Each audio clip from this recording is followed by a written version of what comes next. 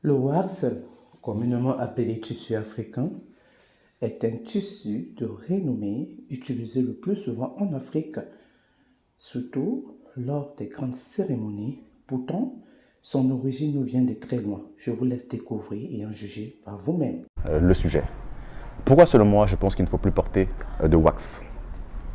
Le wax, comme vous le voyez ici, là par exemple il a pris les traits du kente. Le wax c'est un tissu déjà qu'on appelle souvent le tissu africain. Quand on tape sur internet tissu africain, c'est l'image du wax qu'on va retrouver. Mais la véritable origine du wax n'est pas du tout africaine. Au contraire, ça a été introduit pendant la colonisation au 19e siècle par les Anglais et les Néerlandais en copiant la technique javanaise, indonésienne du batik. Donc quand ils sont arrivés en Afrique, ils ont vu de quelle manière les Africains s'habillaient, de quelle manière les couleurs étaient associées et ils se sont dit « Ah, ce qui se passe en Indonésie, les couleurs aussi utilisées en Indonésie sont très similaires. Donc on va inonder le marché africain d'un tissu qui est similaire à ce qu'ils ont l'habitude de voir, mais qui n'est pas du tout africain. » Donc déjà l'origine du wax est problématique parce que ce n'est pas un tissu qui est africain.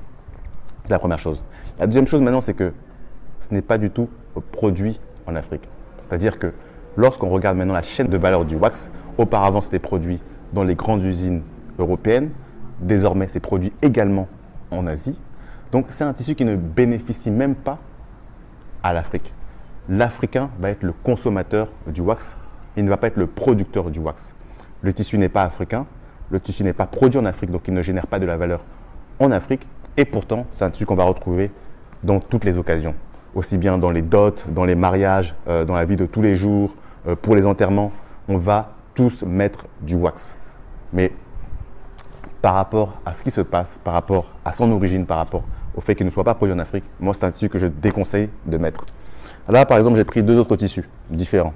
Il y a du kente, que vous voyez ici. Donc, c'est du tissu qui est produit notamment au Ghana et au Togo.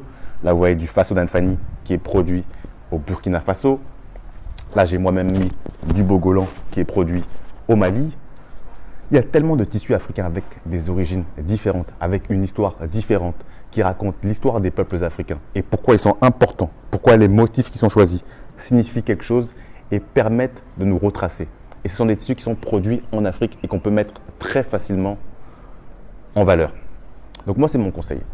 Lorsque vous venez ici en Afrique, lorsque maintenant vous décidez d'acheter du tissu africain, privilégiez les tissus qui sont purement africains.